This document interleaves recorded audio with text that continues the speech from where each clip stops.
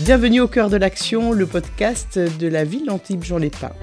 Un podcast qui vous invite chaque semaine à vous informer autrement sur l'actualité de votre ville.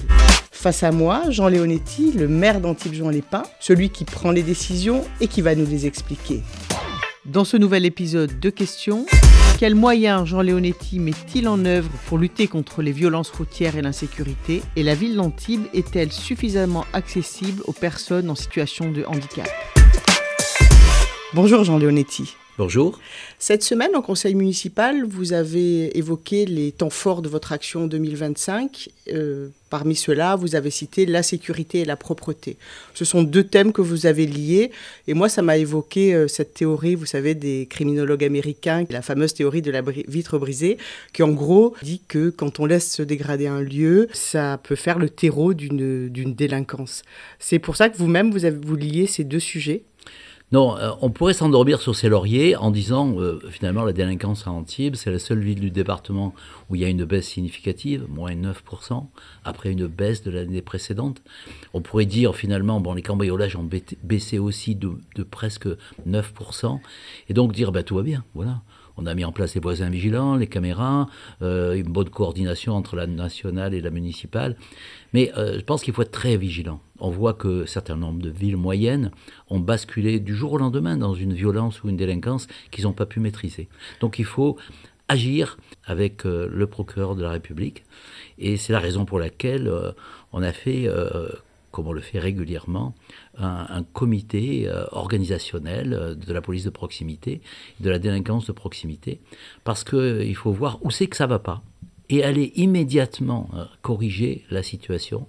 Justement, on pourrait aussi dire que la fin de l'été a été marquée par deux phénomènes inhabituels sur le territoire de la commune, avec des agressions à l'arme blanche qui ont marqué les esprits. Alors, en effet, si on résume ces situations-là, il y a des coups de couteau qui maintenant, en France, sont devenus une tragédie quasi quotidienne.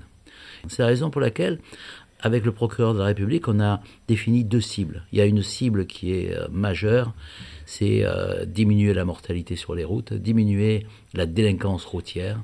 Et puis le deuxième, c'est coups de couteau. Quand on a fait le marché de Noël, on s'est dit, on va en faire un test. Et on va faire 2 opérations de fouilles systématiques en dehors du portique, en dehors de la détection des métaux.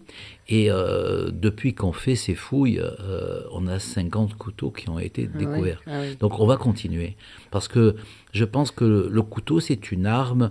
Et pourquoi on porte un couteau sur soi ? Bon, on peut porter un couteau parce qu'on va à la pêche, on va dire. Mais enfin, quand on rentre au lycée avec un couteau, ça veut dire quoi ? Ça veut dire qu'on a besoin d'un couteau ?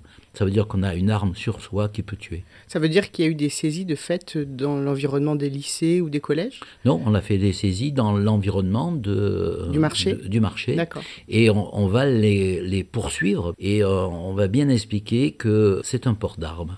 Un couteau sans destination de travail, de loisirs, c'est un port d'armes. Et ce port d'armes, on va le faire diminuer à Antibes-Juan-les-Pins. D'accord, ça veut dire qu'un jeune qui est interpellé, en tout cas sur lequel on saisit un couteau, non seulement on va saisir l'arme blanche, mais en même temps il va y avoir un travail de prévention, on va lui expliquer... On va essayer d'expliquer de manière globale que d'avoir un couteau sur soi, c'est pas la vie normale. Et puis s'il y a une récidive, alors à ce moment-là, il pourrait y avoir des sanctions plus importantes. L'important aujourd'hui, c'est la fouille systématique et c'est la confiscation du couteau. Comment vous arrivez à une baisse des cambriolages aussi importante ? Alors les cambriolages, on a presque 1000 voisins vigilants. C'est des gens qui se sont portés volontaires. Ils n'organisent pas une milice privée, mais ils détectent et ils signalent des situations ou des comportements qui peuvent laisser penser qu'il va y avoir un cambriolage. Et puis il y a l'opération Tranquillité Vacances qui est utile aussi parce que je pars en vacances, je le dis à mon voisin. Si mon voisin il voit qu'il y a de la lumière à l'intérieur ou qu'il y a un remue-ménage à l'intérieur, il peut alerter la police. Quand on voit le nombre d'appels et qui ont abouti, on voit bien que c'est ça qui a essentiellement fait baisser la délinquance. Ce que vous me dites, de cambriolage. Ce que vous me dites, c'est que ces résultats sont les résultats d'une politique de proximité, y compris dans l'emplacement de nouveaux postes de police. Vous allez ouvrir un poste de police sur le parking Courbet, qui est proche de la gare. et puis du côté de Guilmer aussi, je crois. On reparle de la police de proximité, c'est quelque chose que vous remettez à l'ordre du jour ou ça a toujours existé sur Antibes? Non, ça a toujours existé, mais aujourd'hui, on souhaite avoir plus de pouvoir pour la police municipale. Éric Pouget, notre député, a fait un travail sur ce sujet. On a rencontré le ministre de l'Intérieur qui est favorable à cette évolution. Donc, effectivement, voir quelqu'un qui fume un joint devant la police municipale qui ne peut pas intervenir, au fond, c'est un échec psychologique et c'est un échec d'efficacité. Donc, effectivement, aujourd'hui, on a une relance de cette police de proximité qui ne va pas faire des enquêtes sur le narcotrafic péruvien. Il va simplement essayer de faire en sorte, je dis ça parce que le ministre de l'Intérieur rencontre son homologue du Pérou pour travailler sur le narcotrafic international.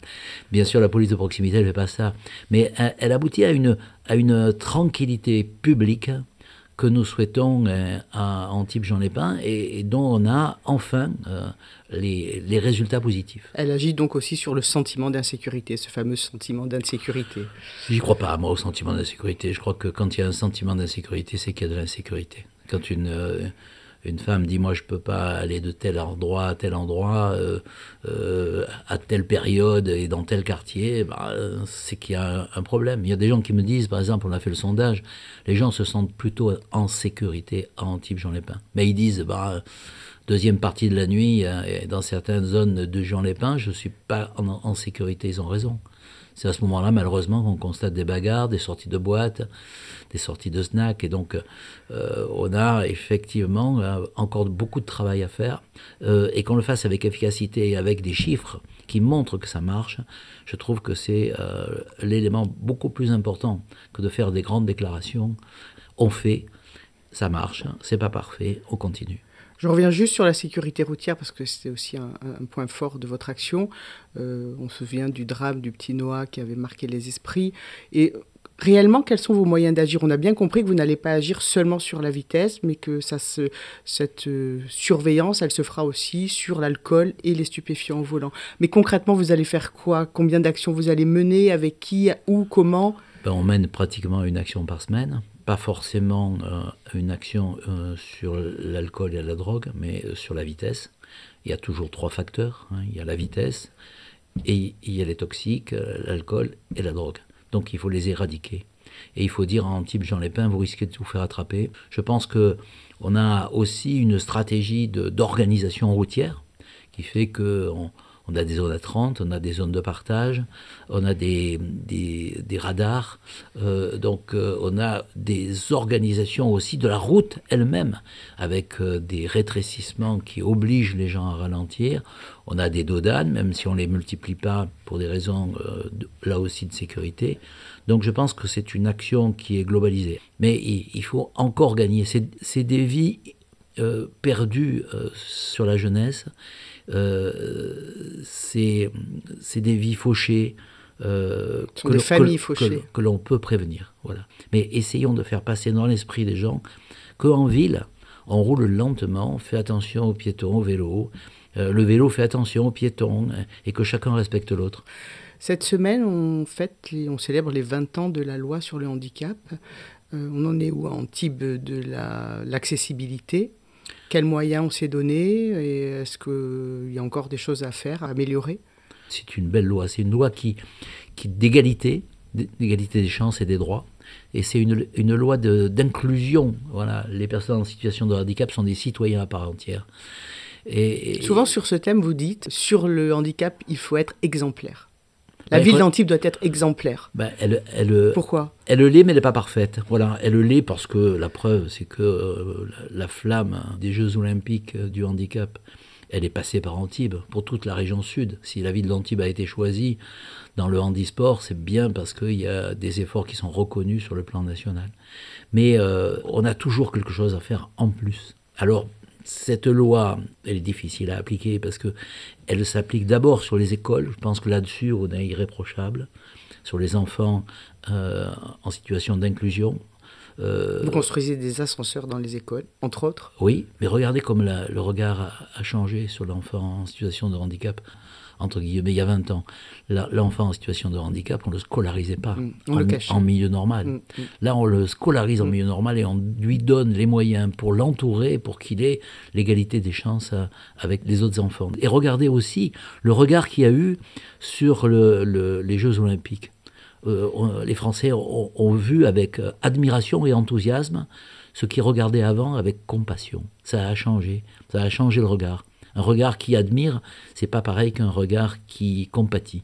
Et je pense que la solidarité dans ce domaine, elle est obligatoire. Donc oui, on a une ville qui engage 8,5% de personnes en situation de handicap, alors que le quota, entre guillemets, de la loi, c'est 6.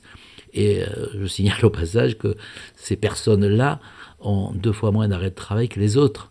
Donc c'est pas un handicap pour une entreprise ou une ville d'employer des personnes en situation de handicap. Il reste beaucoup de bâtiments à équiper. Alors il reste malheureusement quelques bâtiments à équiper, on est à 97% de notre programme, mais il y a encore, ne serait-ce que la salle des mariages, où on est contraint aujourd'hui de dire qu'on se marie quand il y a une situation de handicap dans une autre salle que la salle classique des mariages. Donc on va décorer une salle pour ne pas donner l'impression qu'on va dans une salle municipale banale pour faire un mariage uniquement parce qu'il y a un fauteuil roulant. Puis la dernière point, c'est on a un peu anticipé quand même ce que le gouvernement a un peu tardé, mais il a des excuses à mettre en place. C'est normalement vous avez un fauteuil roulant, vous n'avez pas demandé à avoir un fauteuil roulant, c'est votre vie qui vous impose d'avoir un fauteuil roulant. Que vous soyez obligé d'en payer une partie, c'est pas normal. Et la ville d'Antibes, au travers de son centre communal d'action sociale, a mis en place une aide spécifique qui permet effectivement d'avoir 3 000 € de plus pour avoir un fauteuil roulant adapté à la vie. Enfin, comment on se déplace dans la ville, c'est un travail de fourmi. Le trottoir qu'on abaisse, la rampe qu'on... Vous tenez compte des retours des associations de personnes handicapées ou des... Je crois que vous avez nommé des référents dans les quartiers pour justement avoir cette proximité, ce retour sur le trottoir, le feu rouge, des éléments concrets de ce qui les empêche d'avancer dans la ville. Un jour, vous vous mettez en fauteuil roulant et vous parcourez la ville. Vous allez voir comme c'est compliqué. Un jour, vous faites une activité et puis vous mettez des boules qui est. Vous allez voir.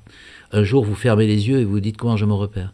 Donc, rien n'est mieux que la personne elle-même qui vit son handicap pour nous conseiller ce qui est prioritaire.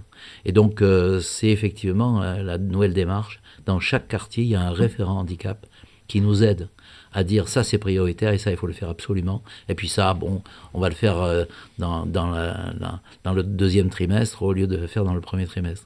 C'est ce qui nous a permis effectivement d'avoir un investissement lourd. On a dépensé plus de 4 millions d'euros pour l'accessibilité de la ville. Et je pense qu'une ville qui est accessible aux personnes en situation de handicap, c'est une ville qui est accessible aussi aux mamans avec des poussettes. C'est une ville qui est aussi accessible à des gens qui ne se bousculent pas et qui ne s'agressent pas dans la rue. C'est une ville apaisée, c'est une ville sereine. C'est Antibes-Juan-les-Pins. Merci Jean Leonetti. Au cœur de l'action, c'est un podcast d'Antibes-Juan-les-Pins. À la technique, Jean-François Diaz. Au micro, Florence Bellon. Et nous, on vous donne rendez-vous la semaine prochaine.